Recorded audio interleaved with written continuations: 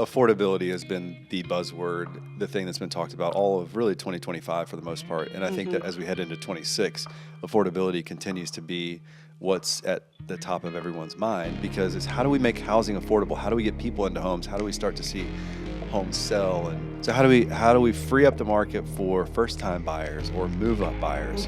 And that's, they've floated around a lot of different ideas. You've seen 50-year mortgages come into play. Bad idea. Maybe, maybe not.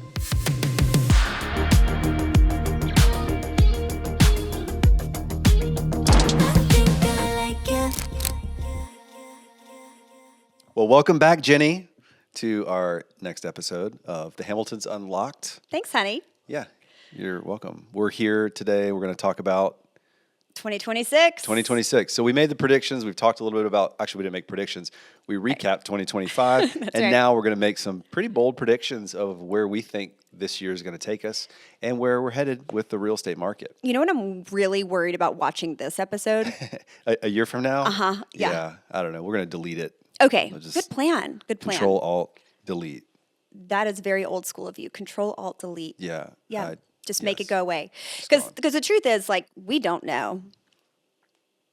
Yeah, we do. No, we don't.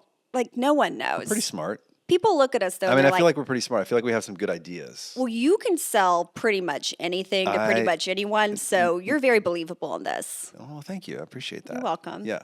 So what is going to happen? What are your predictions for 2026? What would you say are some challenges that are going to have to be overcome, and then some of the good things about the market?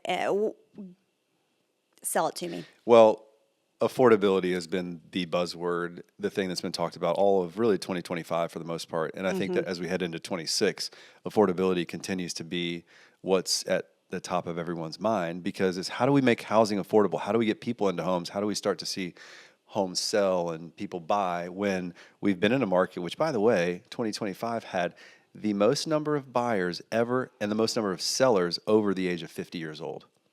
It dominated the market. Yeah, that's because they have all the money. That's because they have the money. Yeah. So how do we free up the market for first-time buyers or move-up buyers? And that's, they've floated around a lot of different ideas. You've seen 50-year mortgages come into play. Bad idea. Maybe, maybe not. Okay. Maybe it's a stopgap for allowing people to get into the house pretty quickly. There's been talk about portable mortgages. Don't even know what that means.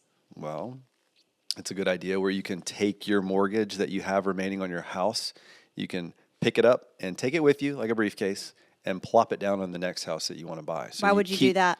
So that you can keep the same interest rate, the same terms, everything on that. And then the issue then becomes you have to finance the rest or have cash to purchase the rest. But it's a good concept, I think. It's an option. Okay. What other ideas have been floated to try to make things affordable? Because we talk about this, it's funny. Everything we come up with, it's like if you have a solution, it creates a problem on the other side. Yeah, that's what I was about to say. So I think the real secret here is there's someone would have solved affordability right now if it were that easy to solve. It's just not. Yeah. Because to your point, it makes another problem. So most of the talk is in interest rates. Interest rates. I was going to say, yeah. If interest rates would just come down, that would make everything affordable. Excuse me, does anyone remember what happened when interest rates came crashing down in 2021? Yeah, I don't have the numbers in front of me, but okay, I do think off the top of my head, somebody out there could correct me. I think in 2022, there was over 6 million homes across the country sold. And this past year, I think it was around 4 million. So that's the interest rates were so low. I mean, everybody had to buy. There was such a demand at that time. Right. But also the prices shot way, way up. They did. I mean, you're talking appreciation year over year of 10 and 20%.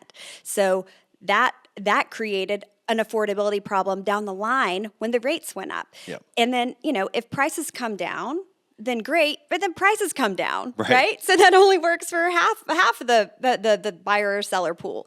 I do think that one of the things we're hearing right through affordability is next year will be the first time that the amount of money you make will go up in percentage more than housing prices for the first time in many, many years. So that's a huge thing.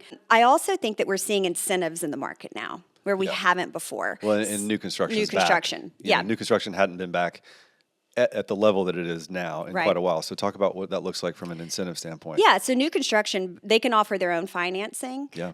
So they can offer lower interest rates or low rates for a certain amount of time. They can offer to cover buyers' closing costs. They can offer Which is money less out of pocket now as a buyer I have to bring. exactly. And so because they have these options, people are really being drawn to new construction. And so the question becomes, how does the secondary market, the resale market, mimic that and create some affordability for buyers? So what would you say are some things sellers could do? Yeah, which honestly, this brings us back. This brings us to, I think, maybe our second point in this discussion today of the market where it shifted. I think we're back to almost a 2015 market. Yeah. Where if you remember 2015, this is what sellers had to do. You know, it wasn't a buyer's market. It wasn't a seller's market. It was a little bit of a balanced market if you looked across the board, 4 to 5 months of inventory. But sellers were having to pay for closing costs, maybe pay a compensation bonus to the other agents bringing in the deals. They were doing a lot of repairs, Right. fixing their house. Yeah. There was a lot of things that they had to do to move the house. That's right. And that's what we're seeing come back in. So I think prediction wise, what you're saying is history's repeating itself. Sort of like these, flare leg, whatever jeans that I wore in high school. Yeah, my like, skinny jeans are out, unfortunately. I liked know, them. it's okay. But everything comes back around, right? And that's sort of what we're seeing in real estate is that this market is very much reflecting what the market looked like around 10 years ago. Yep. So that was stable inventory, Stable inventory. What does that look like? Because you and I both have been in the market where there's been not stable and there's been more than stable. So Yes. to somebody out there that's just looking, what does that actually mean? So if it's not stable, if there's a lot of inventory out there, sometimes it can be very overwhelming to buyers and the market in general because it can't get absorbed quickly enough. And so it's a free for all.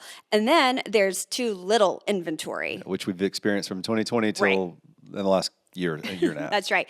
And that becomes a free for all in another way, so you're looking at multiple offers on properties, buyers get really tired of the market, they can't be in the market, they choose to come out of the market and just sit tight where they are. And until that breaks open and that inventory becomes more stable, you can't really transact in a fair pace. Yeah. And that's where we've been stuck. Yeah, so I think inventory-wise or amount of homes that are out there on the market, you're going to have anywhere from 4 to 5 months this year. Right.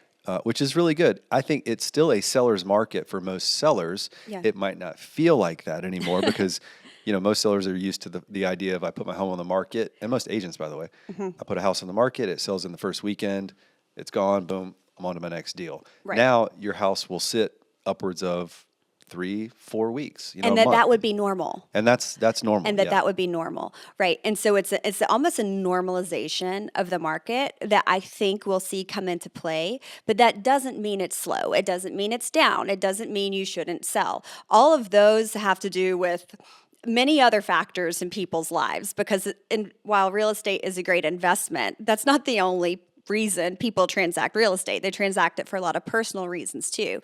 And that's why I'm glad that going into this year, I think one of the peaks we've received at the end of 25 that we're going to really experience in 2026 is more of a collaboration for buyers and sellers to work together.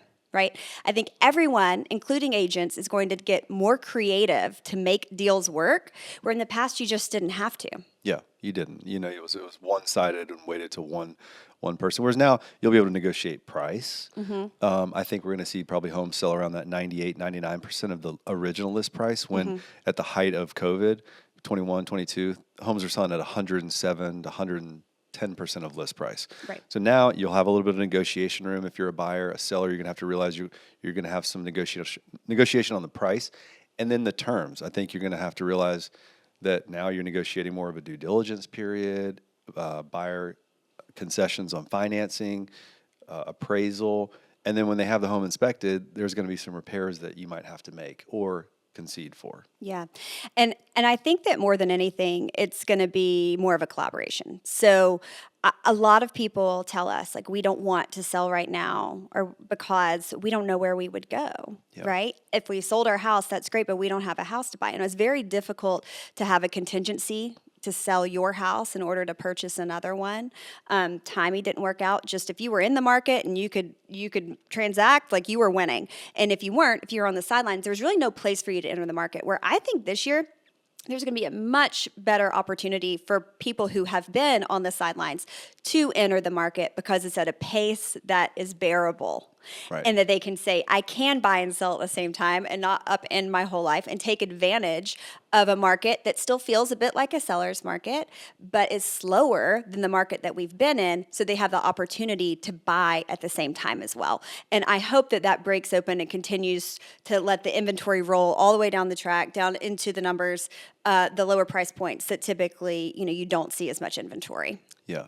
I think if you look at any agents, we've talked a lot in our office, even if you look at our own board of what we've got coming up, we know we've got a lot of people that are on the fence about ready to sell their house. So there's going to be a good amount of inventory, I think, for buyers out there, and opportunity for homes to sell this next year. Yeah. So if you are a buyer out there or a seller out there who's considering this, guess who you should call? It should be us, because, Yes. we have a podcast. Don't call anyone. Why would you call anyone else? I have no That's idea. Just dumb. That would be stupid. I know. Just listen to the podcast and get all your answers. Yeah. So, well, that wraps up some of our predictions for 2026. I guess it remains to be seen. I guess we're going to have to circle back in a year and either be like, wow, we're geniuses, or just delete this off the face of the earth. Can't wait to see which it is. Usually how it works out. Yep. All right. See you next time. All right. See you. I'm in my element. Ooh, yeah.